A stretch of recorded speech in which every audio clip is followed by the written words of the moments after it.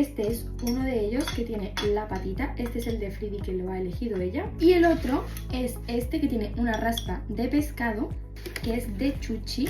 La parte de aquí abajo es igual, son los dos negros y se pone y queda perfecto. Me encanta. He cogido, si no lo tiro, estos dos que son diferentes porque a cada una me gusta darle el suyo y que siempre tengan el mismo. Espero que les vaya bien porque se supone que es para evitar los cólicos a la hora de comer. Así que bueno, son los dos iguales. Vamos a probar a ver qué tal.